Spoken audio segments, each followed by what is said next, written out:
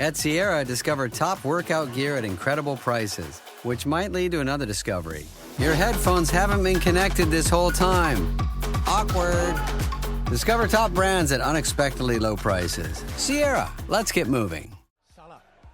Escape Cancelo. Oh, it's brilliant from Mo Salah. And still, Salah. Oh, sensational!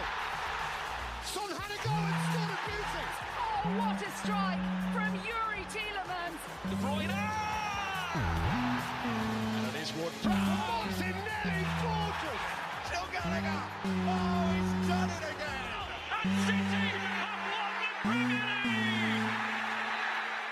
Premier League. Ladies and gentlemen, boys and girls, children of all ages, EPL Index proudly brings to you the best prediction podcast in the world, A Tad Predictable, with your host, Tadiwa Chanakira, and his guest, it's Guy Drinkle.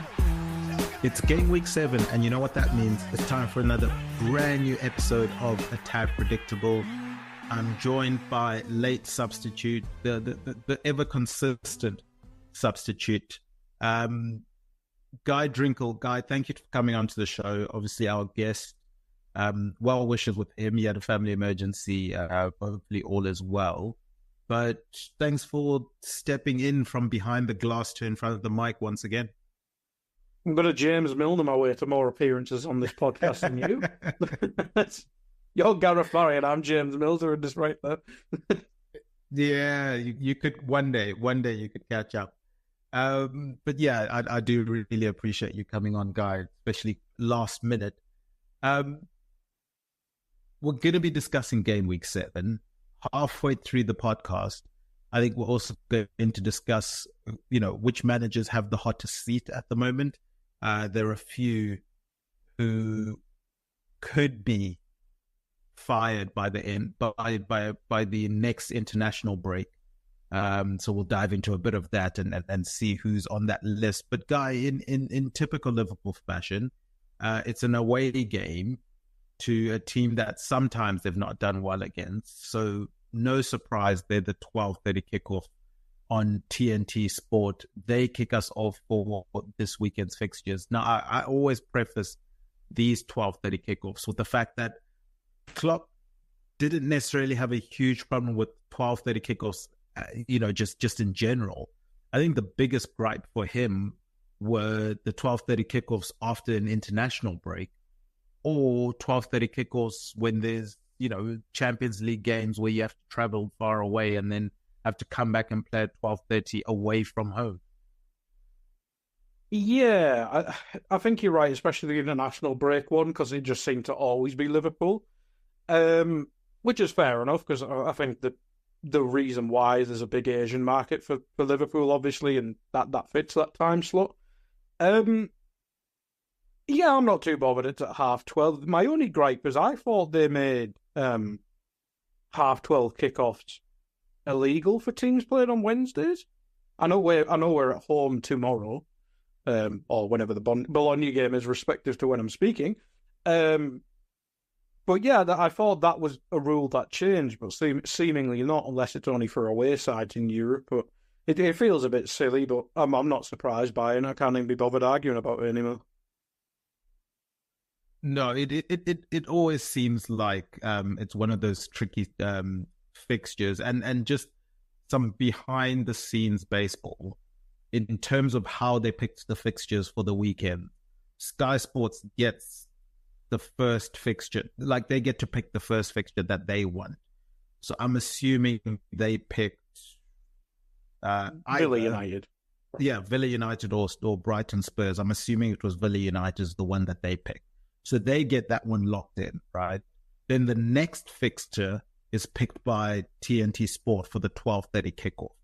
And what they usually like to put on that, from what I'm led to believe, is they try to pick a team that's playing away from home, a big team that's playing away from home, that is potentially the most likely to drop points.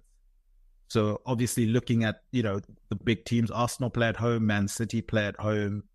And then obviously Aston Villa, Man United has been taken away. You look at Chelsea's playing at home. So really, the TNT kickoff choice was either Brighton Spurs or Crystal Palace Liverpool. And then when you consider Liverpool are playing that midweek game, I think there's more of a chance of Liverpool maybe slipping up in this game. So I get the logic behind TNT. Spurs are playing Thursday as well, so they couldn't pick them. Exactly. So that gets removed, right? So they can't pick that one.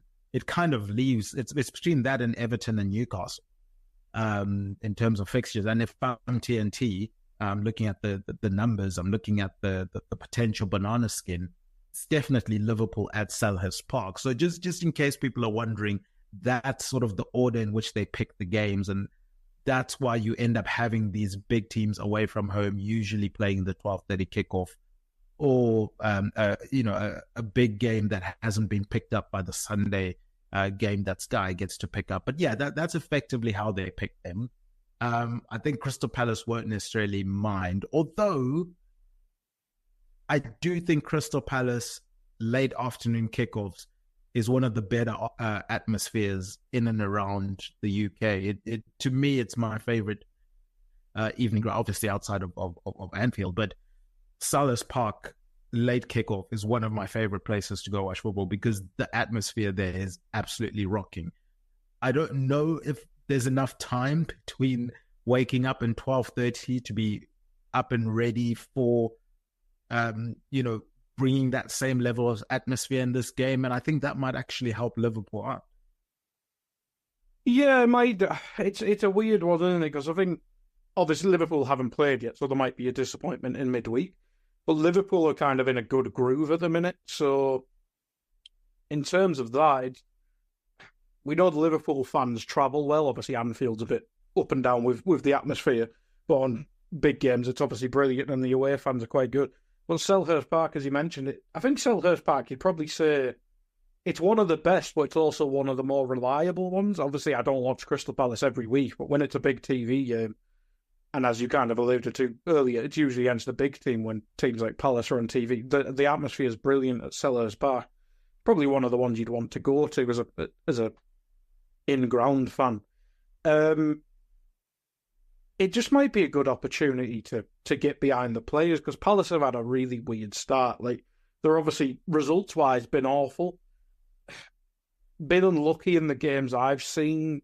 They went ahead against Everton, then Dwight McNeil, of all people, scores a worldie. It's like, it feels like it's just bad luck at the minute. I haven't looked at the underlying numbers or anything at Crystal Palace, but it seems to me they're just waiting for the luck to turn around, and maybe a couple of people who haven't started the season well to kind of just ignite. Like, I'd probably say Mateta, who I've not seen anything of this season. I think Eze's kind of playing a bit of hero ball. The little bits I've seen, but does he have to play hero ball? Who knows? I mean, we obviously remember Zaha for too many years had to literally carry that Palace attack all on his own. But will it affect Liverpool?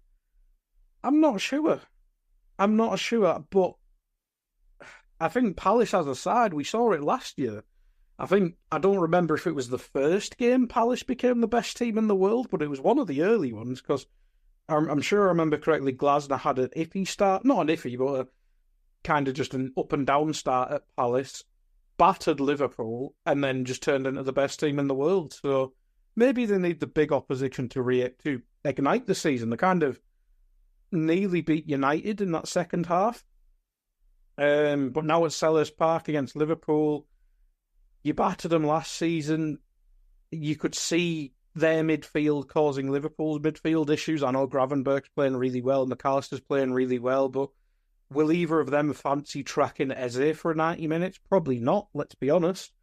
It's a really interesting game, and I think the only thing that makes me think really confident as a Liverpool fan is that Palace haven't had the luck and haven't had the results, but I think if you're just looking at it as two teams, it's actually quite interesting. I will back Liverpool, unless Bologna win us videos like 4-0 tomorrow, which won't help and make me sound stupid here. But I'll back Liverpool. We keep giving away sloppy goals a little bit recently, and I think Palace have players to hurt us still, so I'll go with 2-1 Liverpool. which is already sitting on the fence in my book. Yeah, that's as close as you're going to get, I think, whilst picking Liverpool to go and win it. Yeah, as I said, I think it is an intentionally picked game because it is a potential banana skin for Liverpool. I'm happy with the way Liverpool are playing at the moment. I say that kind of cautiously because it's more in terms of getting results even when they're not playing well has been what I've liked about them. I think they're still giving teams chances. I think the passing is still sometimes a bit sloppy, which I think you expect when a new manager comes in and players are still trying to implement his ideas and his ideology. Sometimes things take a little bit slower than they need to be in order to be really effective. And then, once it becomes second nature, that stuff improves. But yeah, the fact that Crystal Palace just don't seem to be getting any luck this season. I mean, as you mentioned, the goals from Dwight McNeil were almost wonder goals. Even the second one, the first touch was really good to sort of set himself up for the finish. So Palace had chances in that game. They took the game to Everton, even when they went down. I'm worried about Palace's defense, though. I don't know if they can keep Liverpool out for extended periods of time. I think Liverpool give up a professional performance in this one. I can see Liverpool going and winning this one 3-1. And it's only because I can see Palace trying to chase Liverpool down towards the end to get that 2-2 scoreline, and Liverpool end up getting one on the counter-attack with fresh legs coming off the bench. So I've gone 3-1 for Liverpool on that one. Let's move on to Arsenal versus Southampton. Obviously, Arsenal are playing this evening at time of recording against Paris Saint-Germain. For Arsenal, Guy, it's just trying to stay as close as they possibly can to Man City. I still don't think Arsenal consider Liverpool as title challengers. I certainly know Gary Neville doesn't consider Liverpool as title challengers. So if that is the mentality for Arsenal, level on points at the moment with Man City, they have to keep level with them. Obviously, they had the 4-2 win against Leicester on the weekend. I mean, Guy, it was 2-2 until the 90th odd minute, and then Arsenal sort of run away with the game with two quick goals. I wasn't overly impressed with Arsenal. I did find it ironic that Arsenal were being frustrated by a team that was basically sitting back for most of the game and not willing to attack and go forward, which we've seen Arsenal have employed in many big games in recent years. So I did love the irony of that, but obviously they go and see the game out and go and win it. So credit to them on that. But a different situation that they're going to face against Southampton. Southampton are more willing to be adventurous than what Leicester would have been. And I think that's just going to play into Arsenal's hands. I'm going to go straight in with my scoreline here, Guy. Despite having a big midweek Champions League game against Paris Saint-Germain, I still think Arsenal go and emphatically beat Southampton. I was thinking 4-0, but I'm going to go 3-0 just because of the midweek game, but I wouldn't be surprised if it gets to the likes of 4-0. Southampton like to play out the back. We know Arsenal can press really well if that's the situation, and I can just see a lot of unforced errors from Southampton leading to dangerous Arsenal attacks. I think Arsenal are going to be strong enough defensively to withhold anything that Southampton are going to be offering, especially at the Emirates. Yeah, I'm going to go with 3-0 in this one, Guy. Yeah, I was thinking 4-0. I was literally just going to say 4-0 and move on, but yeah, the only thing that makes me doubt is if Arsenal go 2-0, if and just go, well, you're not going to score, so why should we run about? But yeah, I'll say 4-0. Yeah, I think we can swiftly move on from that one. Let's move on to Brentford versus Wolves. I mean, is it possible for Brentford to score yet another goal within the first minute of their game? They now hold the Premier League record with 3 games in a row where they've scored within the first minute. Can they make it 4 games in a row against a Wolves side that maybe at times made it difficult for Liverpool, but Liverpool ended up kind of running away with that one, in my opinion. Even though the scoreline was close, I don't think Wolves troubled them an awful lot. And I factor in the fact that Liverpool have Alisson in goal, and it usually takes a lot to get past him. I think once Liverpool wrestled control of the game, it always looked like a Liverpool win to me. I might be wrong. If you want to correct me, please do. But yeah, in terms of this one, Guy, where are you leaning? How are you seeing this game going? And do Brentford get that fourth consecutive goal within the first minute? Why not? Why not? To be fair, I mean, do you start planning for that? Obviously, you always plan for not conceding a goal. But is there if Brentford notice teams just start cold or something like that? I mean, is Gary O'Neill in his pre-match going to be like, you do not concede in the first minute. You will all defend. I think the trick is to win the coin toss. Well, that's true. Don't Yeah. let Brentford You start have with the ball. Yeah, that's a good point, actually. Matches won or lost on kickoff. I'll tell you at 2:59. Yeah, I think it's a tough one, isn't it, to predict? Because I think if Brentford have got in some good promising positions and then kind of let games slip, probably more so in the Spurs game. But Brentford have been all right this season. I mean, they've had a tough start. I mean, they go up 1-0 against Tottenham and Man City. Well, they're two games you'd expect Brentford to lose, especially at the Tottenham Hotspur Stadium, maybe at the GTEC? I think it's GTEC. The Brentford Stadium. It'd probably be a bit different. But, I mean, the draw with West Ham's fine. Maybe it's just maybe they scored too early and it kind of changed the entire game plan, but you'd always take an early goal, wouldn't you? I think you said in the intro that we're going to talk about the hot seats, and this might be very defining in terms of that question when we come to it. But Wolves are just, you talked about the Liverpool game there. They only scored because Alisson and Konate just couldn't decide if you're coming to pick up the ball or I'm going to randomly fall over. But other than that, Wolves didn't really trouble Liverpool at all. It was very strange, and people who watch that on TV will have heard Gary Neville kind of basically be on the verge of swearing at Wolves for basically messing about at the back. And now I understand playing out from the back gives teams the best platform to play, but when you're in a desperate situation like Wolves, I mean, at the bottom, yeah, Southampton didn't concede enough. They just never seen that desperate nature to get a goal. Now, I know you don't want to just open up to a team like Liverpool, but it almost felt like they weren't capable of opening up. It was very strange. But Wolves, it's a very weird club, isn't it? Selling players, not replacing players. Even replacing, just the sheer number of people going out and kind of finding in-house replacements of people who haven't worked out with the club.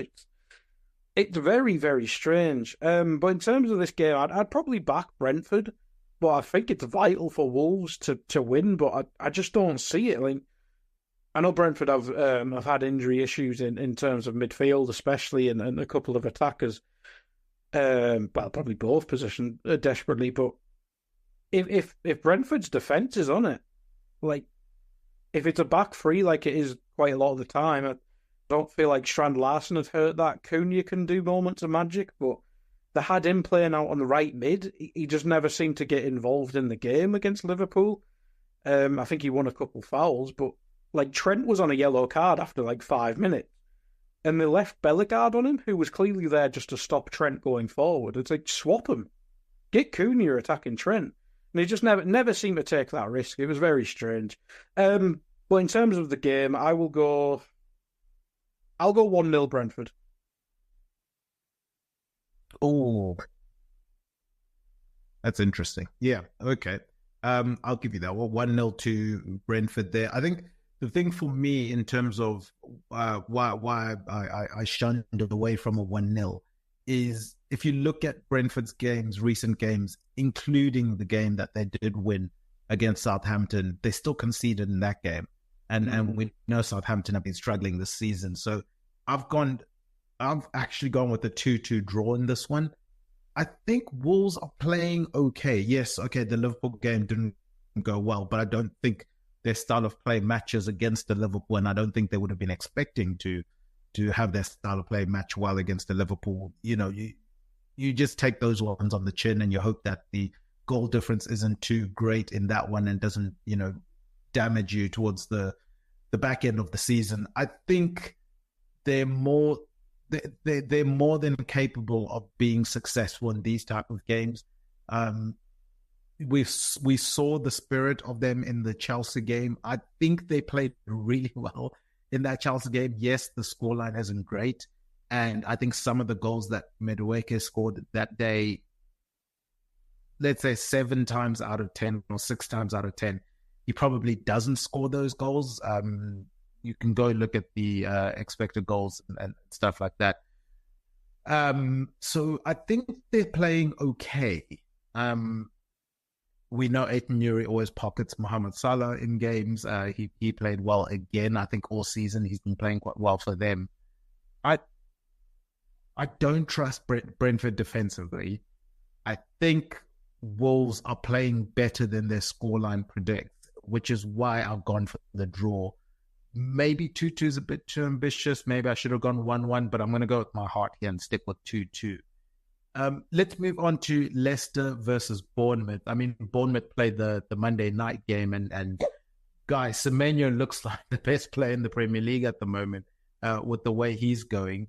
How do you think they then handle this game against the Leicester side, who initially looked like they were going to get beat 5-6-7-0 against Arsenal with their inability to go forward or any desire to have any attacking play in that first half.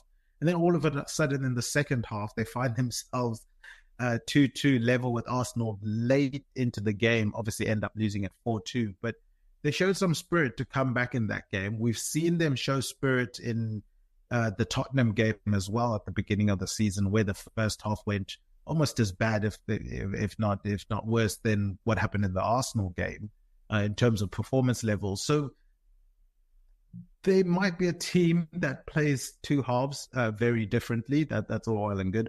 But for Bournemouth, I think they're an in-form side, relatively speaking. I think Semenyo's playing well. I'm worried about whether Leicester City have anyone that can handle him or shadow him. Because he tends to pop up everywhere on the pitch.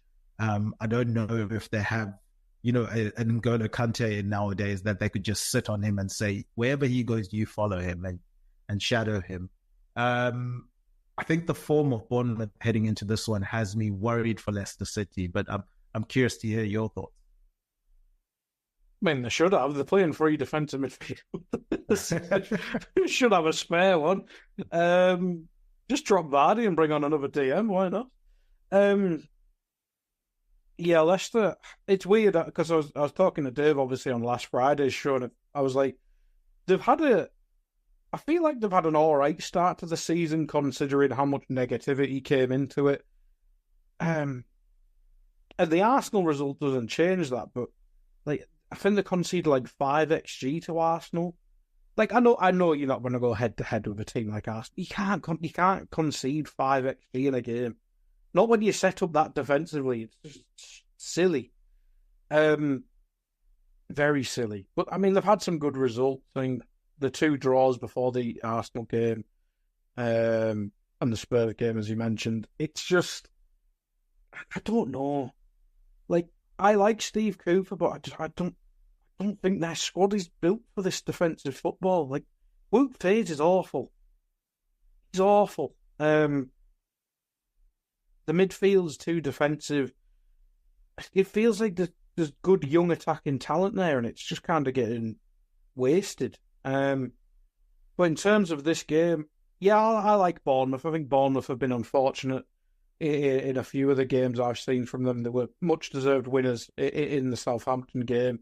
They were just more clinical, more ready for the Premier League.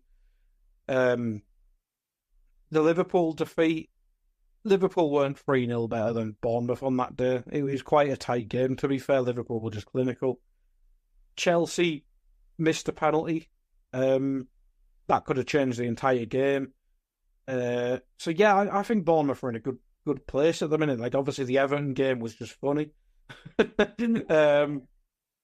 But if if Bournemouth get a lead, I think they'll just win. But it wouldn't surprise me if this turns into an ugly draw. You know what? I'll go with the ugly draw. I'll go with 1-1. Oh, Guy, you're disrespecting Semenyo here, I feel like. And I apologize on behalf of this podcast, Semenyo. I know you're going to take this one personally. Blame everything at Guy. He's in my FPL. Oh, well, you're clearly not showing faith in him now. I didn't score.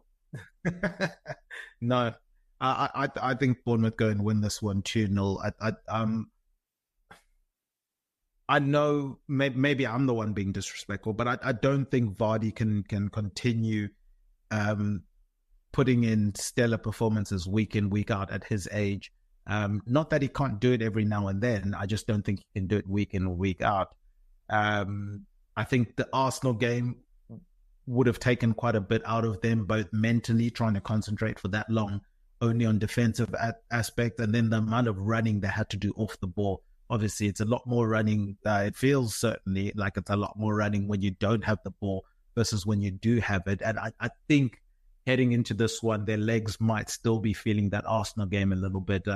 And I think Bournemouth come in with good form, good momentum. Semenyo seems like a world beater at the moment, and I think they ride that wave. Obviously, Evan Nielsen scored as well. Hopefully, for their sake, his confidence is massively boosted by that. So, yeah, I'm riding the Bournemouth wave right now. I think they're going to win this one 2-0 away from home, which will be a great win for them, and probably a win that would propel them into the top half of the Premier League. I guess if one of, well, Tottenham and Brighton, one of them has to lose, or they might both, draw, it will be enough for Bournemouth to get into the top half just with that fixture alone. But before we get to that, because that's the last fixture we'll be talking about, let's discuss Man City versus Fulham. Guy, is this the worst time to be playing Man City if you're Fulham? They've had 2 draws, obviously that Arsenal game, and then a Newcastle away, that 1-1 draw. One, is it the worst time to be playing them because they're going to be looking for blood? And then 2, is there starting to be concerns for Man City with the fact that Rodri is obviously out for pretty much the season, if I'm not mistaken, and they can't seem to win when he's not playing when it comes to the Premier League? If they don't win this game, because on paper it's at the Etihad, I know Fulham are in good form, and Fulham find themselves in 6th place at the moment in the Premier League. They've had the back-to-back wins. So far this season, they've only lost 1 game. Obviously, it was the penalty for Raul Jimenez. Before I move on, Guy, I do have a public safety announcement, or just a public announcement. I think the penalty stuttering has gotten ridiculous now. And if players are allowed to stutter and stop and do moonwalks before they go and actually hit the ball, I do think goalkeepers should be allowed to be off their line. I think keepers should be allowed to 2-foot them. You know what I mean? Like, football has to pick a struggle. Either goalkeepers allowed off his line and you can stutter and moonwalk and crib walk and do whatever else you want to do before you take it, or stop this ridiculous. I know it's meant to be, it's a continued motion. Some of them are taking the piss. Like, I thought Raul Jimenez's penalty, like, the guy is stopping like 3 or 4 times. I don't think it's fair. I'm all for bringing back the Jersey Dudek 7 yards off his line.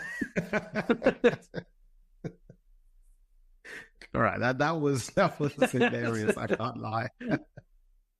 But yeah, anyway, sorry, that's my little side tangent. But yeah, it's between that and the amount of diving that English players are doing at the moment, but yet it's always the foreigners that are bringing in the diving. I mean, I can't handle Maddison and Anthony Gordon too much longer with the amount of diving that they do. And don't worry, I had equally as much frustrations when Mane would, started diving for Liverpool. I had no time for that. I'm just not a fan of any player that dives. But anyway, let's head back on track. Man City versus Fulham. the two questions I think I posed to you were, one, is this sort of like a Man City going out for blood in this game? And then two, can they handle this myth of they can't seem to win without Rodri in the Premier League? I'll start with the second one. I think they can. I think they've kind of already shown this season they can. I think that was the first three games. I think it was the first till the international break. Rodri wasn't fit for, and I don't think they played. No, they played Chelsea. So they did play some good teams, and obviously Chelsea, obviously quite good now, but maybe the start of the season there was still quite a lot of chaos there. I think when you're missing Rodri and De Bruyne, it might become a bit of an issue. I'm not sure I don't think De Bruyne is back for this one. I think he might. Pretty sure it's after the international break he's meant to be targeted for.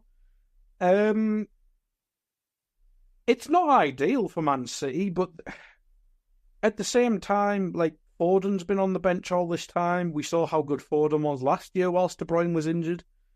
John Stones can do that midfield centre-backy role, can't he? So maybe that's something to look at, because Kyle Walker at right, actually Rico Lewis has been doing it this season and been doing it well, hasn't he? So, but I mean, if they just want more quality on the ball, maybe you can start Rico Lewis at right back and Stones in midfield, or you can start Stones at right back and he can invert and put Lewis at midfield.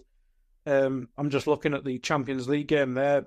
But the £60 million signing Mateus Nunes started in the Champions League, so can you get? I know he's not a defensive midfielder like Rodri, but can you use him a bit more?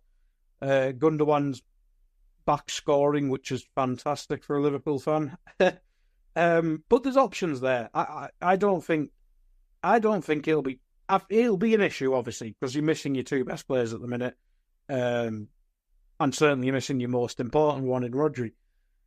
But when you've got that many options in midfield and versatile options, as I mentioned, with the defenders, you kind of just got to find a way. Now, if they were playing Liverpool this weekend, I'd say it's an issue. But as good as Fulham have been, and weirdly, they've only been on TV once, so I think I've only actually seen them. I don't even think I watched that game fully. I know they kind of were a bit sloppy going forward, but I don't think Fulham have been on TV since then. I might be wrong with that. But Fulham, yeah, they might have not fancied playing Man City after the two disappointing results, but maybe they can pile on the misery. I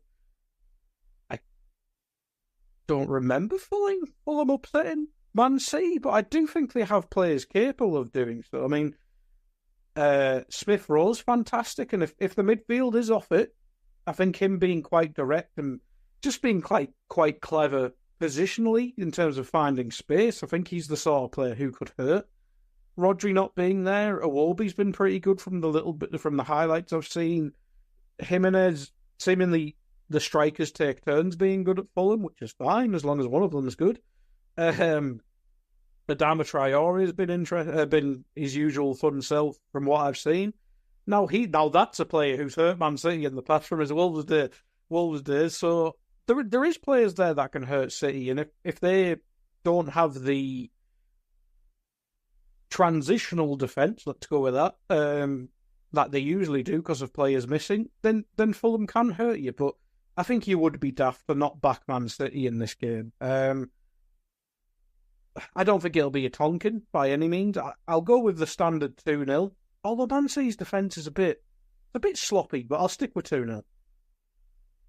All right, I'll hop on that transitional train that you were on. And I think if you're a Fulham fan and you're looking for a pathway to go and win this game, it is through that, transition periods in the games. And we know with City, when they have Rodri, he's the one that's able to stop those transitions happening pretty regularly. He's very, very good at it, and he's very good at not getting yellow cards for relative to the amount of times he does do it. So if they're missing that element and no one steps in to do that job, I do think there's an opportunity there for Fulham. I also think it will be interesting because Traore is playing on the right-hand side at the moment. So he's going to be up against Guardiola, or assuming it will be Guardiola, we know Gvardiol likes to push up forward. So does the threat of Traore cause them not to push Gvardiol up too early in the game? I want to see what that tactical battle looks like, or is it just City backing themselves to be stronger in any case? And then also the fact that Kyle Walker will be on the other side of the pitch, so he can't necessarily run across the pitch and still catch Traore. I know he's got pace, Kyle Walker, but I don't think he has that much pace to start covering on the opposite side of the pitch. So I think that's probably the key for Fulham, is can they get Traore running at pace in transition?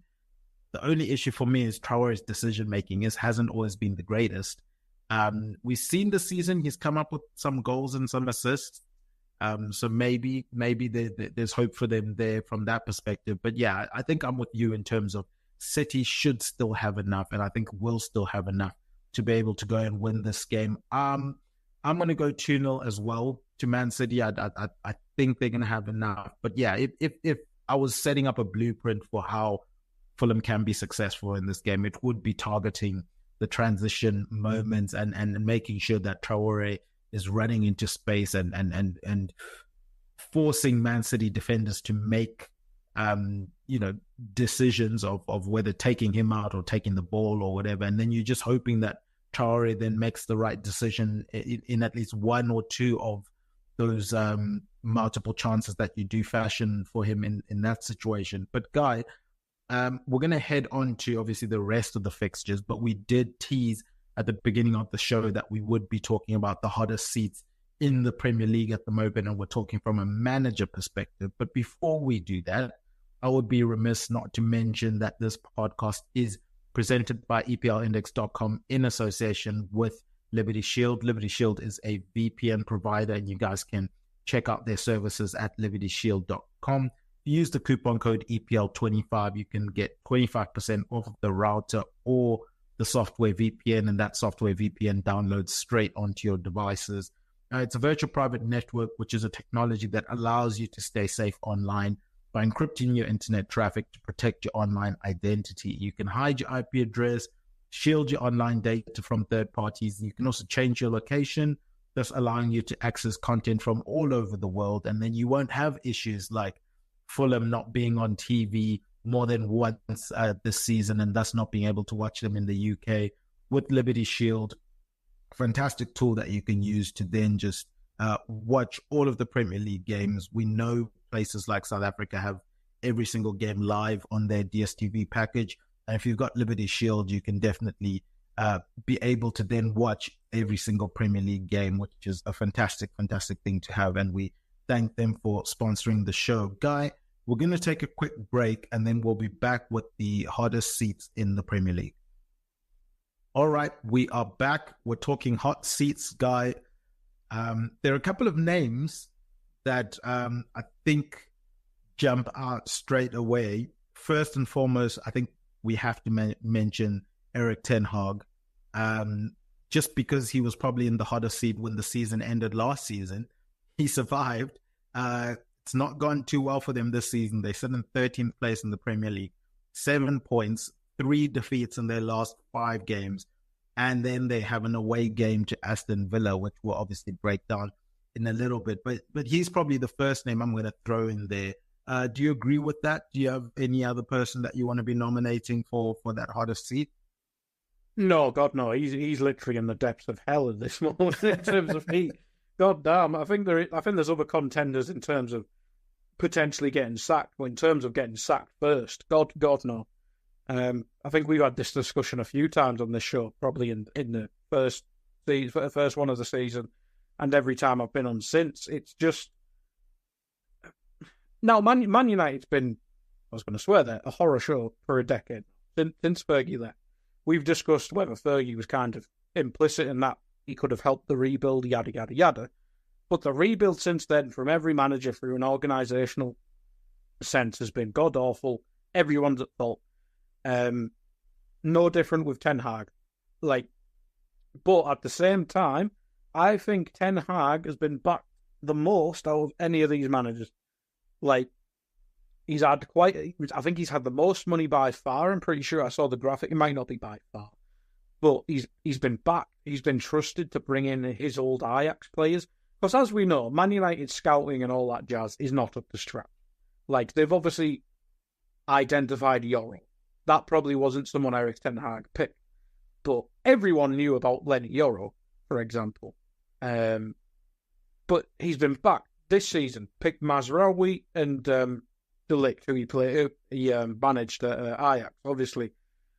Now, if you're an analytic person or just someone who's got a vague knowledge of football, you don't have to have watched Bayern every week.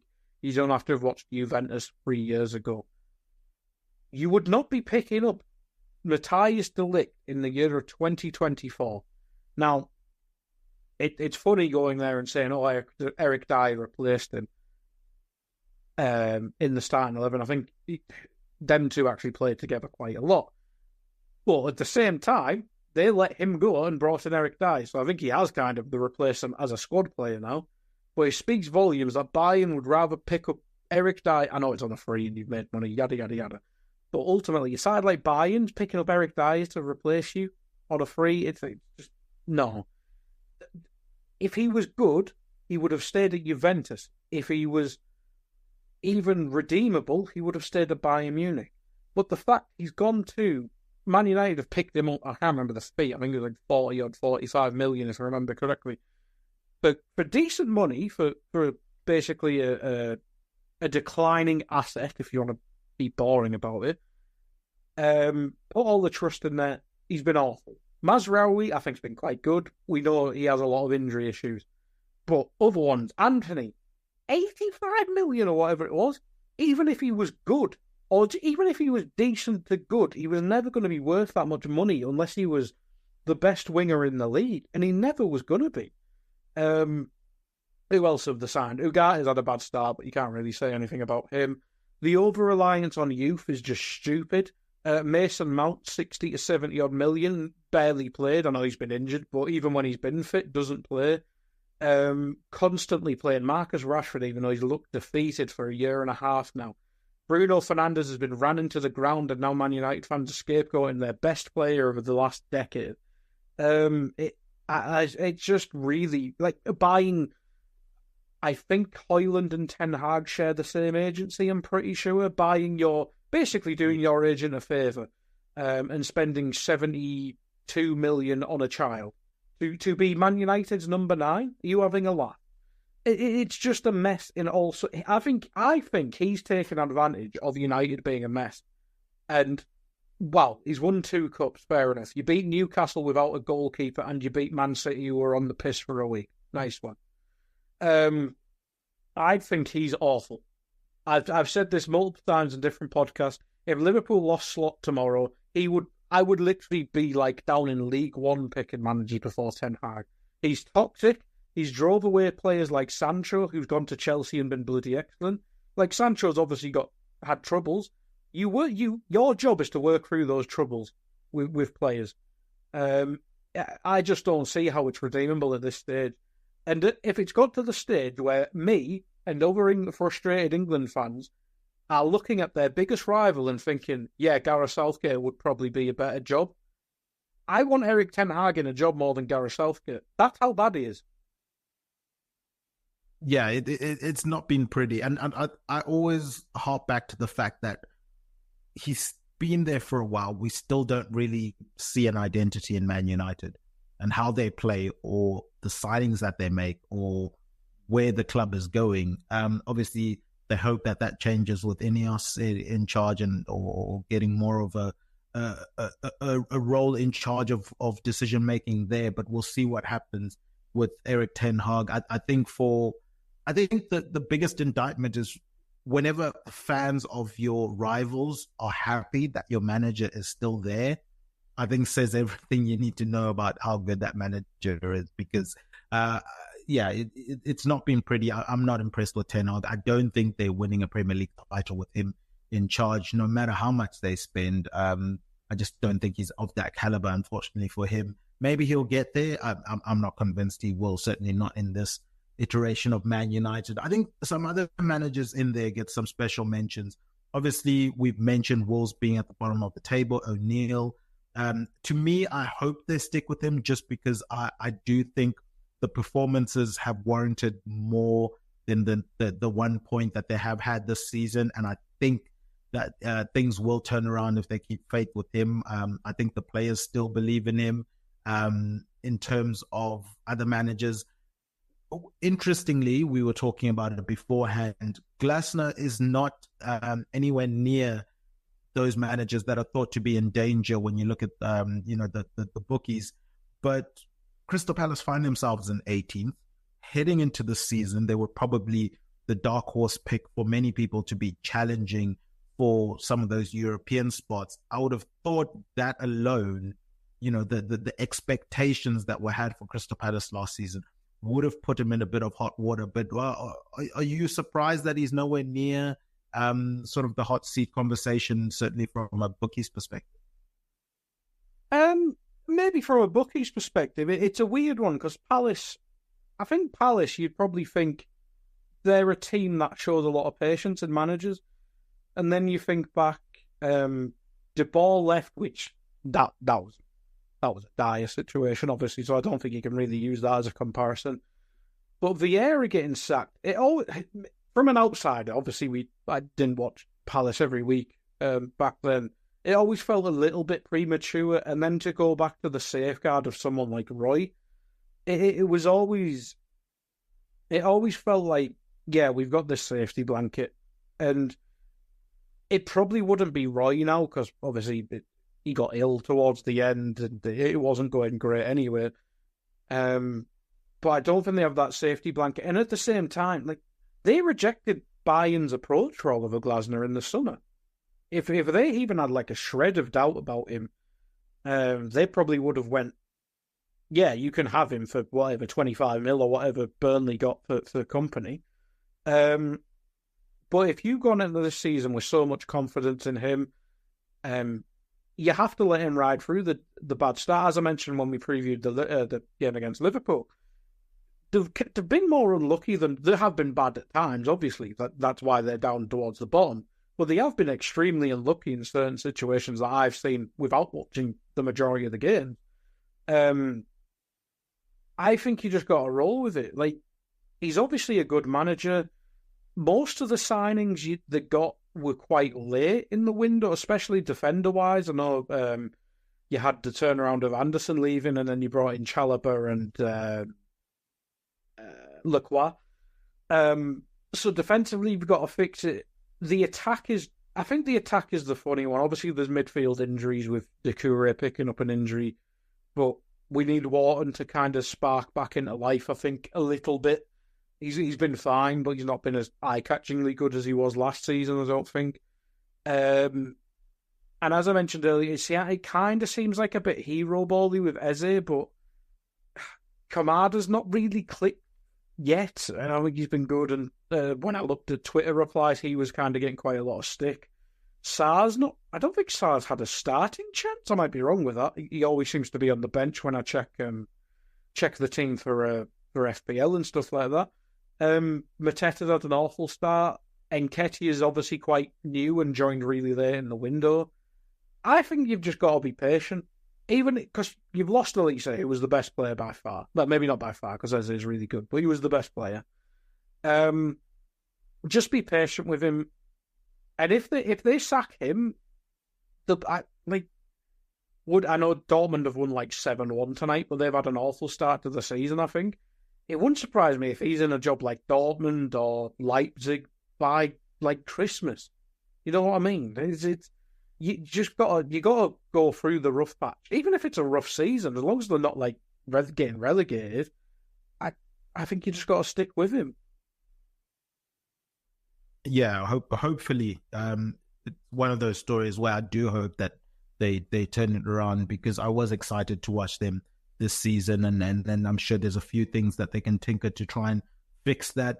Let's move on to the rest of the fixtures, Guy. We've got West Ham versus Ipswich. For West Ham, I mean, another one of my side tangents.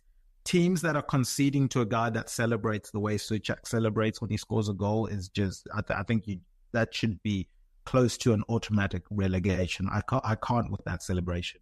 where he's spinning around in circles. I can't do it. But anyway, for West Ham, I'm sure they enjoy the fact that he's doing that, because it means that he's scoring goals. But they end up drawing the game against Brentford. We mentioned Brentford being clawed back in games after taking early leads.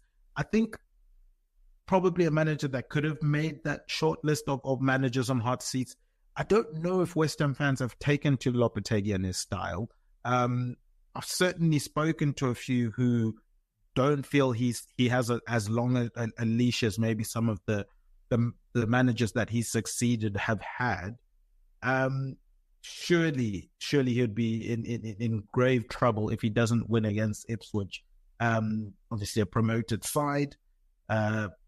West Ham's worst start to a Premier League campaign at home. First time in their history, not just Premier League, that they've been defeated 3 times in a row in their first 3 consecutive games at home. So yeah, they need to start fixing their home form and quickly. But then from an Ipswich perspective, they end up getting that draw against Aston Villa. I thought they gave a good account of themselves. I still think they play good football. I still think that this podcast should be backing them for this season because it will be a fun ride.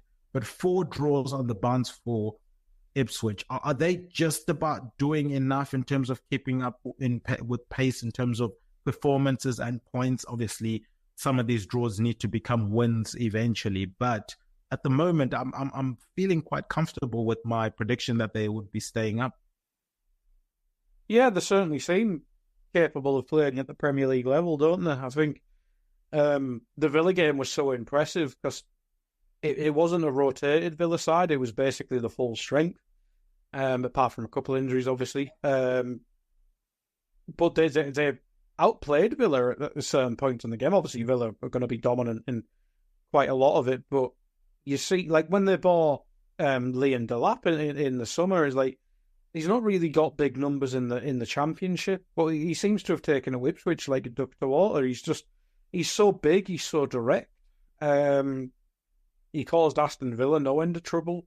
Hutchinson, who was obviously already there, but they made permanent, he's been really good. I think they just got to let the midfield settle into life. Calvin Phillips and is it Morsey playing next to him, or is Morsey play a bit further forward? I think the longer it goes, and I think they've obviously bought a lot of new players. I think once they get settled, Jack Clark, the other one, he was excellent against Villa. I should have mentioned him. I think it's Jack Clark. I know it's Clark. He was bloody excellent. So I think they've got the excitement in attack, certainly. Just get the balance right in midfield. Defenders get used to the level, I suppose. But they have had a tough start as well. And picking up points against teams like Villa is basically an extra point. I don't care if it's at home or away. It's an extra point in the bag. And the thing is, they've drew with Fulham, who are 6th currently and one of the more underrated sides. Drew with Brighton, a team probably pushing for Conference League. Southampton away, you're not losing to a relegation rival, that's good. And then losing to Villa, who look pretty well, will be fighting for top 4, you'd think. It's a good variety of teams to draw against. On the other side of it, West Ham look bad. Look really bad. Like, in the cup game against Liverpool, they troubled Liverpool at times, but there was just so many stupid things there. Like, Edson Alvarez played, it's not him picking, he played centre-back against Chelsea in that game, was awful, came to Liverpool, imploded. It was a ridiculous foul. I can't even remember the highlights from the Brentford game, but as we mentioned, you go 1-0 behind in 1 minute against Brentford. It kind of kills your game plan straight away. It's not a great moment for West Ham, and I think I agree with you there that Lopetegui he must start feeling the pressure because, the David Moyes button is right there, but at the same time, if they think they've made a mistake, they'll want to right that mistake earlier than later, because there will be managers out there, not off the top of my head, but Graham Potter's obviously always mentioned, and he's back in the public limelight because he was on Monday Night Football yesterday. There is managers out there.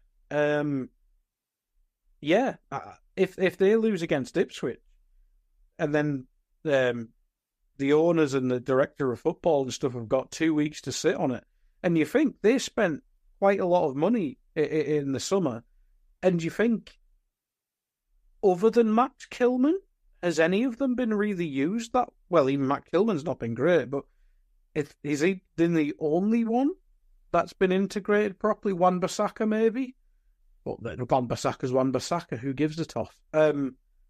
It's a really weird situation, but it wouldn't surprise me if they lose to Ipswich, that we do hear rumblings of maybe they'll make a change in this international break. But I'll back another draw for Ipswich. They'll love a draw, and when we get to do, then you get to do next game week, they've got 5 draws there to look at on the Premier League website, and it'll be fantastic. So I'll go 2-2.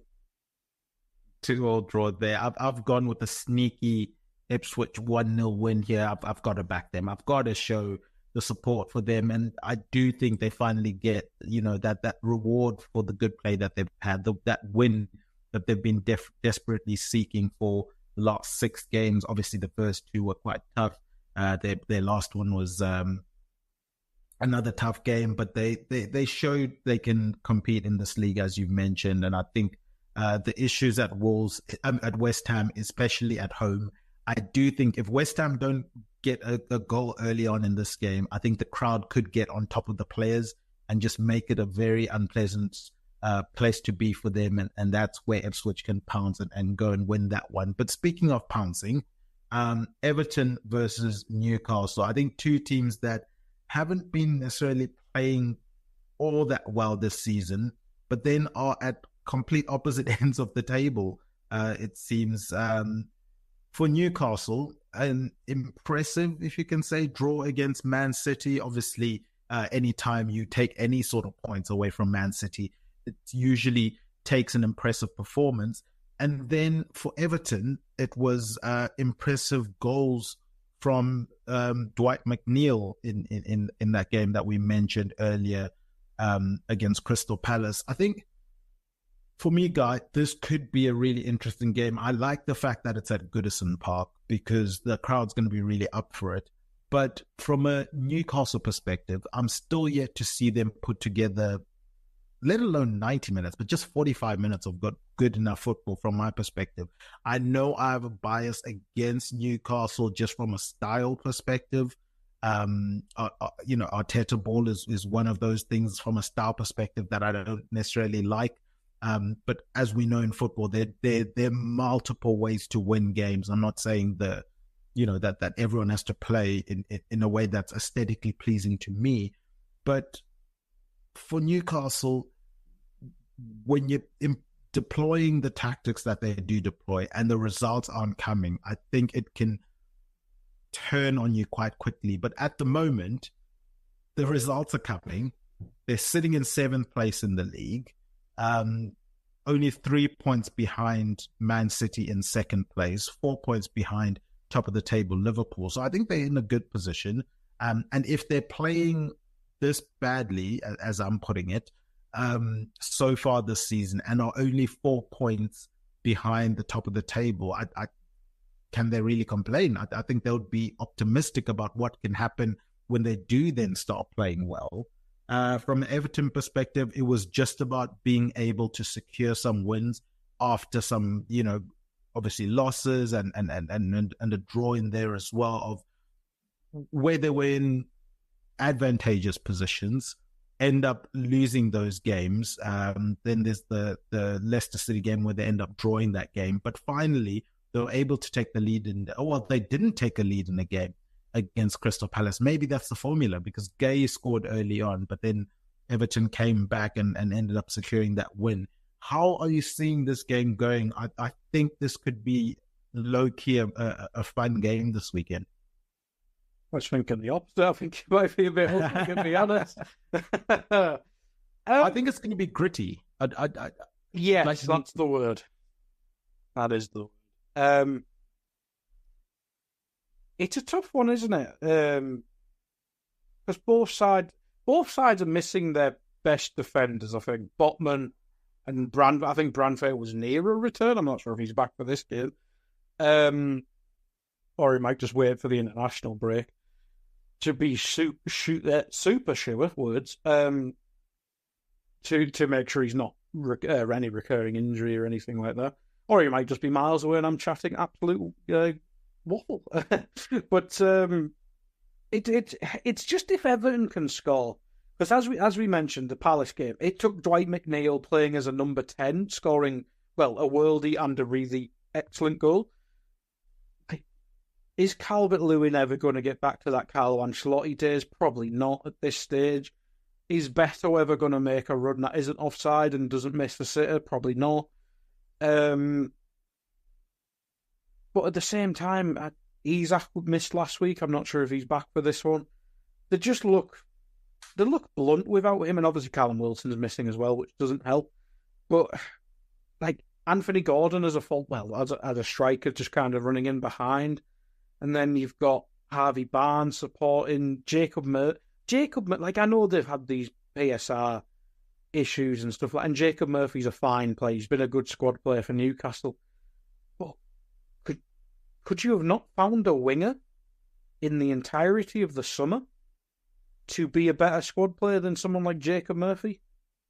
Like, you had Minter. I know you had to sell players, but you had Minter, who's been excellent for Brighton, or certainly started the season excellently, and you binned him off. Could you not have found a different way?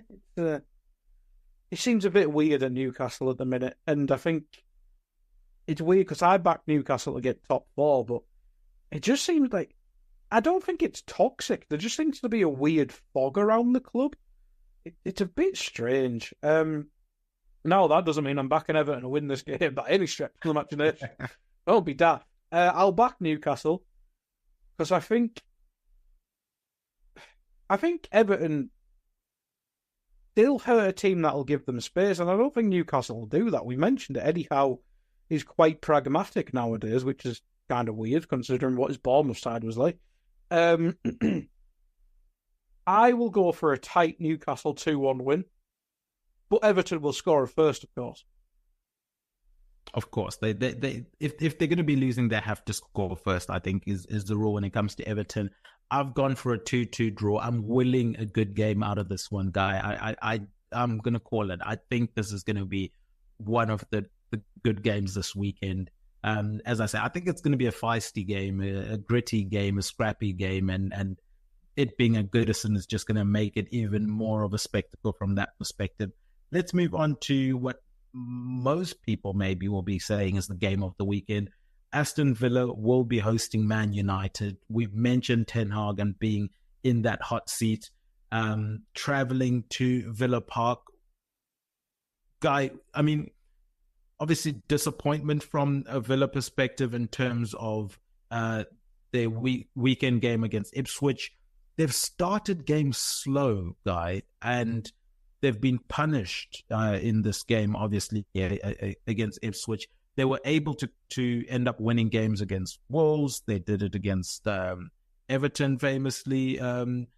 Same with their performance against Leicester, the one before the Everton game, where they start games slow, they end up going behind, and then they start playing well. They get goals. They bring Duran on. He's a guaranteed goal as well. If they have a slow start against Man United, or can they afford a slow start against Man United, would they be able to then claw back a team like that who probably then, if Man United take the lead in that game, that suits Man United because now they can sit back and play on the counter-attack, which is what they want to do effectively. It's just that in most games they end up conceding first and then they can't really deploy that tactic that they want to deploy. But yeah, can Villa afford to, especially with that high line as well, Guy, can they afford to go down in this game, and would they be able to claw them back? No, you make a good point there. I was binning off United because I don't think they've got a chance in this game, but they do have a voodoo over Villa, if I remember correctly. I know Villa have beat them a couple times in the recent years, but Many teams have.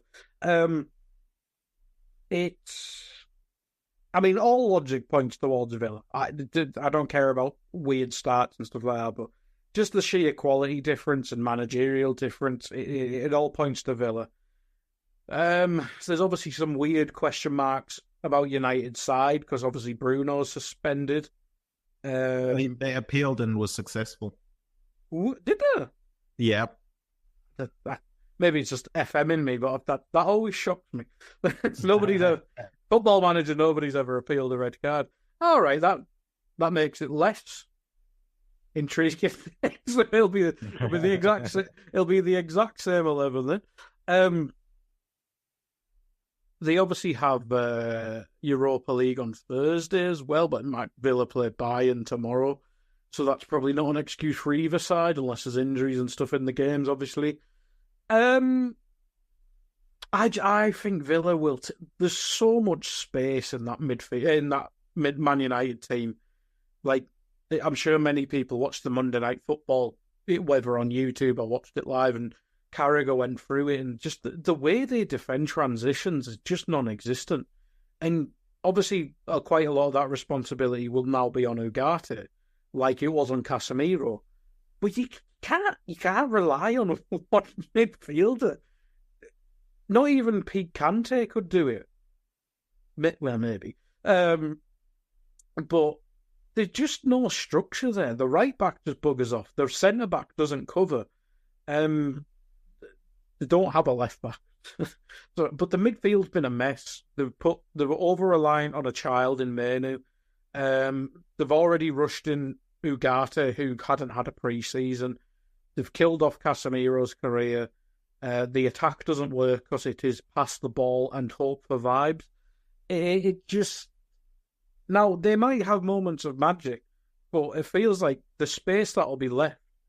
You'd see Morgan Rogers pop up in there, Jacob Ramsey pop up in there. John Duran will score from that space when he comes on and just scores a worldie, as we know. Onana, if he gets free. Tielemans, if he gets free. I just think there's so many... I was going to say smooth operators for some reason, and I don't know why, but I'll go with it. There's so many smooth operators in that midfield area for Villa. Like, Bailey can provide the width. But if you want more width, you can bring on a Philogene, you can play Rodgers wider, you can even put Watkins to tell him to run a bit more wide. I think there's just so many ways for Villa to hurt this mess of a United team. United win 3-1. No, I'll go 3-1 Villa. 3-1 to Villa. Look, I do think at some point in time, as a league, we do need to nominate someone to lose to Man United, just so we can keep Ten Hag at the helm. I think it would be for the benefit of the whole league, personally. But anyway, I think the worry for me is that Man United defensive shape. And the runners that are going to be coming from midfield for Aston Villa. I think they can run through Man United's midfield. I mean, conceding 2 goals in back-to-back games where defenders are running through your whole team is just absolutely, just Ten Hag football, really, in my opinion. But yeah, I've gone more conservative. I've gone 2-1 to Aston Villa. I probably would have been leaning towards 3-1. I think you have convinced me to go that it seems like a better scoreline to predict, but I'm going to stick with my 2-1 in this one. Again, I'll make it a plea to the rest of the league. If there's anyone in Aston Villa, for example, this weekend that wants to take the L to Man United just to keep Ten Hag there longer, I wouldn't be upset with that. Let's move on to one of the informed teams, plural. So I guess 2 of the informed teams in the Premier League at the moment, Chelsea versus Nottingham Forest. We've seen Nottingham Forest make it very difficult for teams to beat them. I mean, even that 1-0 loss this past weekend to Fulham was because of a penalty, and not just any penalty, a penalty that took 50 years to take because he kept running up and down and stopping and stuttering. Nottingham Forest are a decent team this season, guy. They come against a Chelsea side whose attack is just on fire at the moment. Can they be the team to stifle Chelsea's attack? I think they could possibly be the side to stifle Cole Palmer a bit, but I think that might open up more space for players like Sancho and someone maybe like Madueke. Presumably that seems to be the three that start behind the striker now. Well, obviously, they have good options like Nkunku. If they want more directness, they can bring on Mudryk, but Mudryk especially seems like a Europa Conference League player now, doesn't he? But there's options there, but I think what we've seen from Forest is they'll start basically 4 midfielders and then bring on the wingers to attack. They certainly did that in the win over Liverpool, and it worked great there. I think they tried it in the Fulham game, but it obviously backfired, but they were missing Gibbs White. Now, Palmer might just come out and be absolutely phenomenal again, but I can't see Forest being as bad defensively as what Brighton were the other day. They were awful. Like, Cole Palmer's obviously one of the best players in the league, and maybe on form is the best player in the league. But the way, like, just refusing to defend, it was so odd. If Forest do the backing the midfield and shutting down space, and the centre backs can get aggressive with him, maybe they can stop him. But as you mentioned, the attack has been so good recently. It's just if you can't. The thing is with Chelsea, can we trust them not to just have an off day? Like Nicholas Jackson's been good recently. He can have an off day at any stage. Sancho, we've seen. Well, no, we haven't. But even with United, when he had the odd good game, it was never consistent. Obviously, at Dortmund, it was probably a different story. Excuse me. Madueke's already kind of showed it already. He's a bit inconsistent, but when he's good, he's very good. It feels weird back in Chelsea after the last few years, but maybe we have to start doing it with a bit more confidence now.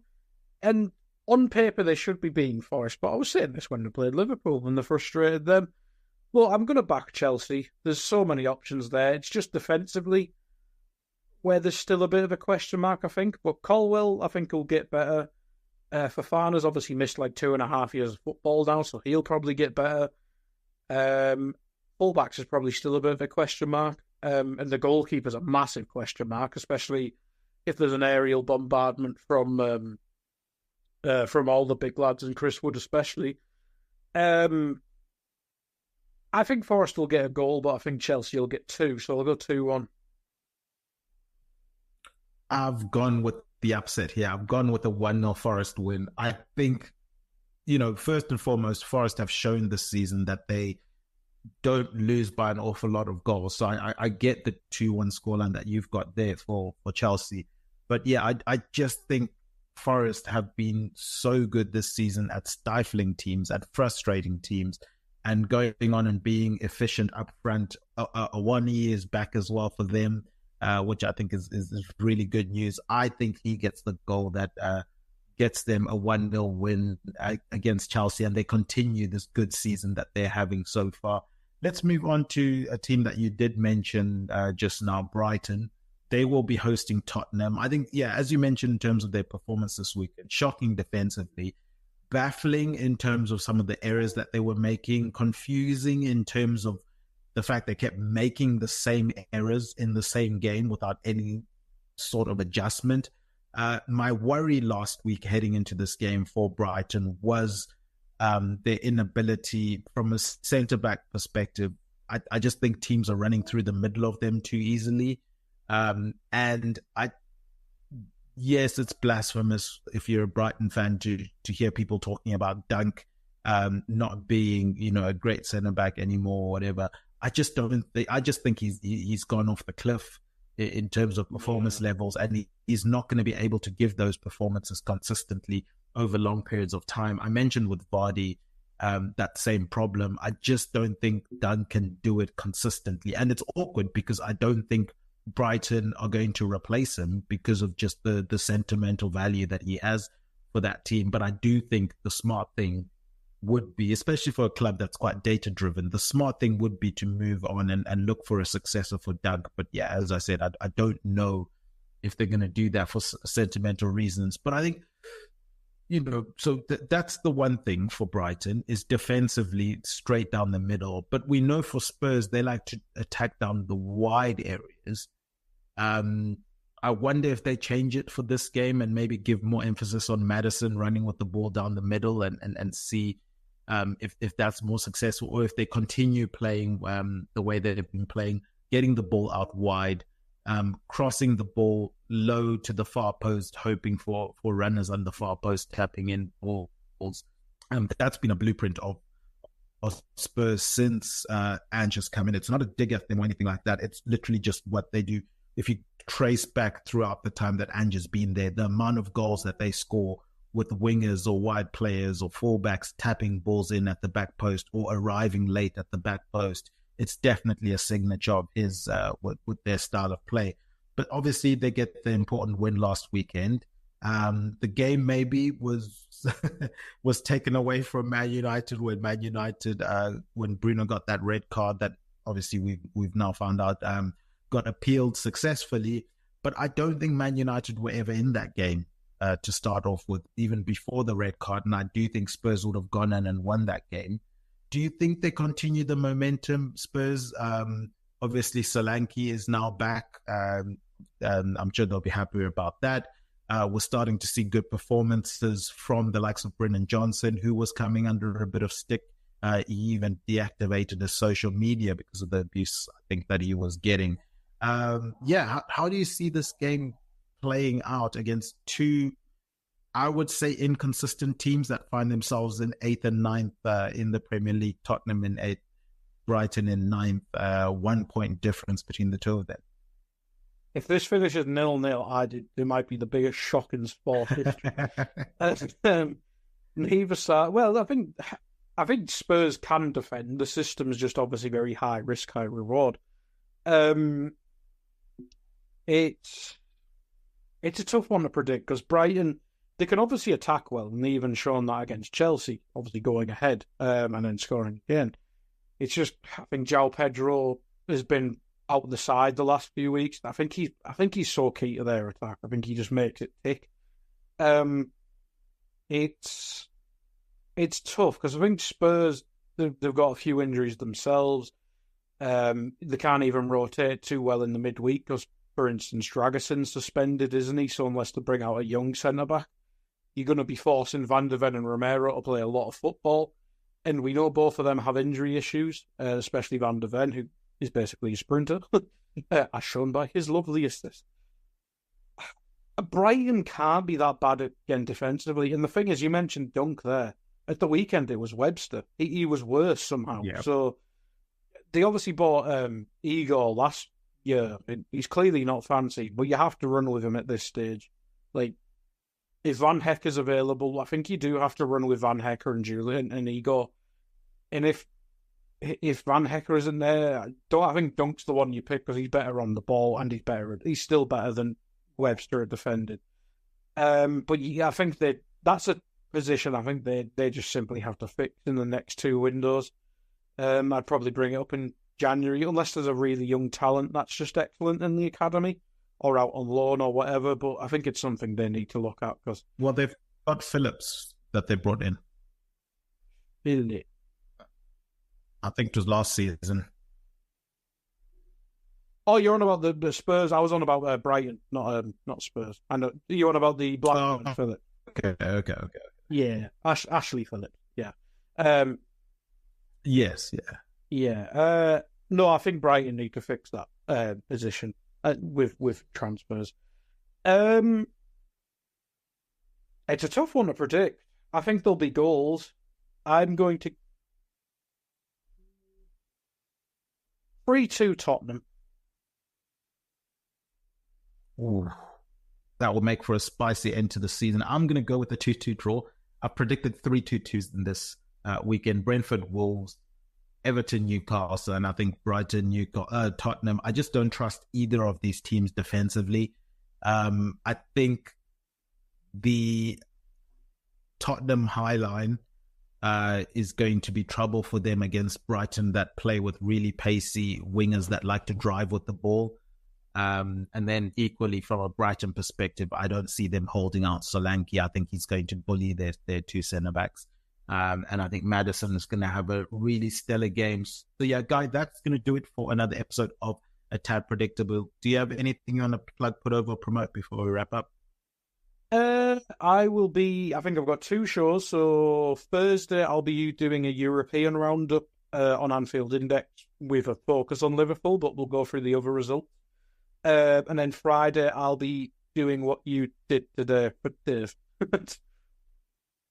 Awesome. And guys, from my end, go and check out EPL Index website for all of the news you could wish for, post-match reviews, player performances. Go and listen to the daily podcast show that Guys mentioned. It's a 2-footer podcast where Dave Hendrick discusses the hottest topics in football throughout the week. Finally, also go check out the flagship show. It's a brand new show that comes out on Sunday evenings. It's the Final Whistle podcast where Nina and Ben, they discuss and review the weekend fixtures. Obviously, we preview the weekend fixtures. They review them, and it comes out on Sunday evening. So it's really, really hot off the press stuff there. Go and follow at EPL Index on Twitter. Go and follow at A Tad Predictable on Twitter. Subscribe to EPL Index on your podcast channel providers. Give us 5 stars, write positive comments. That stuff really does go a long way. I've been Tadiwa Chinikira. You can find me on the Twitter handle at Tad Predicts. A huge thank you to Obi Semenya. He's at John Empire SA, and Jody, she's at Spursy141 for our guest intros. Our producer behind the glass, and he was graciously in front of the mic today, Mr. Guy Drinkle on Twitter. And remember, Chisinga Perry, Chinoshura. And still, Salah, oh, sensational!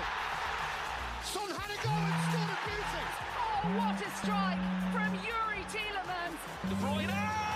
And it is Ward-Prowse. Martinelli, gorgeous!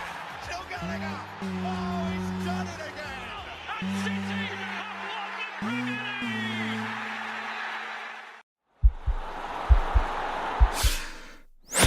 This podcast is part of the Sports Social Podcast Network.